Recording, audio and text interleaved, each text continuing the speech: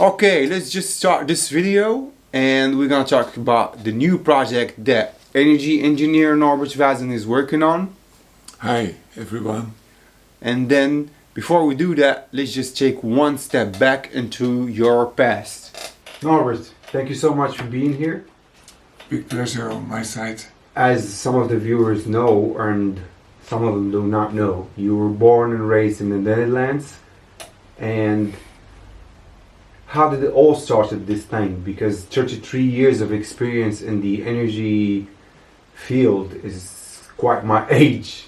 I'm of the year 61 and already in the 72, or at that time there was this planted this book of the limits of the growth, the Club of Rome, and I was in some way I was aware of that, and I was already worrying about this thing, the climate and the pollution, and also, well, energy scarcity was not still in the awareness of the people. So this is not something new. This is already in the 70s, and the problem was already starting, as we may say. Yeah. So I was. And you started as a kid. Yeah, I was already. A kind of energy garage. I was working with my hands. I was fascinated by things, making things myself, resolving things, problems myself. Because in that time I was studying on the last floor of the house, and it was a little bit windy also inside. And I had to study, but not in a cold, because it was impossible. So what I did is I saw this electrical blanket, and I thought, what I do is I open a shirt like this one, and I opened it really that I opened the stitches, so it was really 2D, and I opened another one. So then I put one on the other with wires zigzag inside, and then I closed it already, and I made a double shirt with this heated shirt. A heated shirt, yeah. And this was the year, like you were 14, or? Yeah, I think it was 1985, 1975. Yeah, did you watch some YouTube video at that time? No, there was no. There was no YouTube, no help. There was Super 8, but okay. And then you moved on to study in Eindhoven. Yeah, in Eindhoven. Knowing that Eindhoven is so far from you, as you were so close to the Delft University, why did you choose Eindhoven? Well, I wanted to go into energy, and I informed that it was better to go to Eindhoven. The city of Philips at the time. Yeah. So at the end of this study, I was really planning to go to Philips. And I just didn't want to roll into the life of every day with a bicycle to Philips and again back. I liked it to go to work with Philips, but I wanted to make one experience abroad. So I asked to my professor. You wanted to travel the world. Yeah. At least a little bit outside, and so my professor, he was in connection with the professor of in Florence on a university, and I was finishing the study in electromedical, so it was not energy, because I don't remember why I finished up in this other direction, but it will be important later because of some patents I hear start. No, we get to that point later. Yeah. But anyway, I was going to this professor, to this faculty, 3 months job, and in these 3 months I met my future wife. In Italy? In Italy, in Florence. Well, that was Marisa. Ciao, Marisa. And so we made the decision that I would come there. And then this professor, he was also able to give me a job in an industry, electromedical industry. So that was my first job in Italy. that I was making maybe one of the first portable electrographs, so that you can bring compact electrograph, and you can make an ECG, electrocardiograph of your heart, and you bring it with you with the batteries, etc. Fascinated with the traveling. You traveled the whole world, so many countries, and you also speak so many languages. Can you tell us a little bit about the countries you traveled with your working with the European Union and all the projects? Yeah, that was much later, because I was 3 years in this electromedical industry. Then I thought, okay, I want to go back to energy, because it's calling me. So then I really started for myself. That was also in view of law that every organization had to have its own energy manager. It was bigger than so and so much. So then I thought, this is my chance, and I will become an energy consultant to save energy in those organizations. That was not a success, this career of energy consultant. So then at some time I found an enterprise which was doing project for the European Commission. So you have a tender, and you respond to this tender, and then you do a project for saving or doing something with energy, with sustainable energy. Sustainable energy, that is renewable energy and energy efficiency, because they are both sisters which want to live together. After this experience, I did this European project, and they sent me in the whole of Europe and also over the world later. And then I could also practice my interest, my fascination for languages, because I like languages very much. You speak 10 languages, so five. That explains the love of languages. Yeah, so 5 languages I speak really well. So not a problem. You can put me there, and I can start speaking. And there are also 5 languages that I have a little bit you have to give me 2 weeks, and then I will practice. I will take the dust off, and then I am able to talk again. And we got Chinese, Russian, Italian, Spanish, English, French, Serbian, and Polish. I can't remember the names. Yeah, that's right. Yeah. That's very great. And then at a certain point you installed and lived in Switzerland, working in Switzerland for like how many years? Like 5 plus 5 years. Let's say 10 years. 5 years with Siemens, and then I was really in the center of competence for energy performance contracting. And that means that you make energy saving projects for really big industries, like 2,000 employees, and then you save energy for them on your own risk. So Siemens took the risk of, and they promised, they guaranteed these savings. And the savings costs, like how much the bills cost for these companies? Well, those could easily be a few millions of Swiss francs or dollars or euros per year. Wow. We are talking also about metal industry and these kinds of industry, also car industry like Fiat. I was once. And then, if you then talk about a couple of percent of savings, then you are really something. You have a project which counts. Then you started your own company. Yes. With your own projects and in Switzerland, yes. Yeah. Also in Switzerland. But I noticed that energy efficiency is not really first point in a priority, because it's like a cost. It's not a core business. Okay. It's just like a cost. So you can try to save on the cost, but it's not really the core business. So I really saw that also other my colleagues in Switzerland or in Italy, I had the same impression.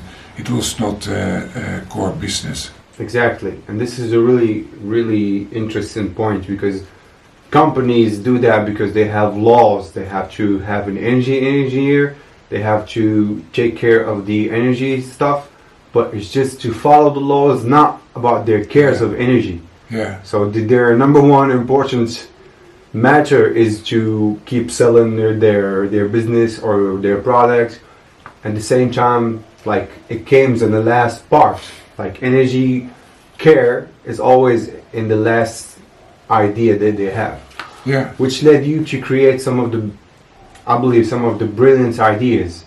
Your own project, and it's patented, like legally patented. This project of measuring energy consumption, but really individual energy consumption of single departments or machines in the factory, or another big consumer like a supermarket, commercial center or so.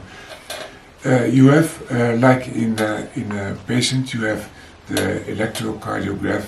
You have 12 signals, and you see all those signals on the paper, one under each other, and you can compare, and you see the graph. You see the graph, and you see also the time coincidence between the different signals, and the doctor can see, well, not the color of your eyes, but a lot of information from that. And I discovered that if you put the consumption, real-time consumption of several machines or departments, one under each other, then you can have the same diagnostic power as the cardiologist. And I thought, I want to make such a thing, like I did at the start of my career with the electrocardiograph. Exactly. And now let's say my trademark has the name Energy Consumption Graph. And there you are, boom, ECG. ECG, like how you started. This is really impressive. Let's just explain it a little bit more. So you did like the heart cardiologist put so many signals to measure different stuff. You did the same thing. So you install different measurements on let's say the big machines in the factory that consume a lot of energy. Yeah. And in the same time, you can have all the data of what is consumed in that time, in the real time. Yeah. And from that, you put it on a graph, and you see who is consuming more and who is consuming when it's not working also. And you get the idea about how or who is consuming too much and how you prevent that. I mean, this is really genius. Well, it was done already at Siemens, but at Siemens it were just independent measuring points, at least in that time that we were there. But well, okay, that was state of the art because it was Siemens, and I thought it's not good that I have to go there to the factory and to take all those memories and download them to the computer. I wanted to know that at the same time, and I want also to have these data points, without wiring, which was a big headache. Okay. So this is all wireless. Yeah, wireless, and also over a big distance because it's a rather low frequency, which goes also a couple of hundreds of meters, also inside the factory. It's not a very thick wall, and then it goes all to some unit, and that sends it with a SIM card to my home, and then I can see on the computer, I can see my ECG, energy consumption graph. Exactly. Now let's move on to the new projects and all of these YouTube videos where you teach people and just tell people really great ideas how to save energy. Like I saw some of your first videos where they were like dedicated to the industry and how to save energy in the industry field, and now you moved on to explaining to people in their houses, in their farms, whatever they are, great ideas to save energy and to to do it themselves, like in energy garage, like to have all the knowledge to do stuff by themselves at their home. Yes. So my why became this, that I wanted to help the people to save energy at their home, because it's really the energy poverty is now in Europe. Let's say 41 million of people. There's this energy poverty, which is more or less 9% of all people in Europe, and it will not be very different outside Europe. So then you have these people. They have difficulty to pay the energy bill, and I thought, well, if we give these people instructions about how to save energy. And maybe we do it yourself, because do it yourself opens a lot of additional doors to realize things that you don't see on the market. And I think that is the power of do it yourself. But then I thought about the access to energy in the developing countries. That's also a really interesting part. That's a big. Can you give us some numbers about people who don't have access to energy in the world? Yeah, that's the electrical grid is not available for about 760 million. So wow, 760 million. Yeah, so 3/4 billion. And if you count on the people which have a grid, but it's very little unreliable, then you have maybe 2 or 3 billion of people, and they are also in the richer countries. For example, in the United States, they have nowadays in 2022, they had 2 times as many blackouts as in the year 2003.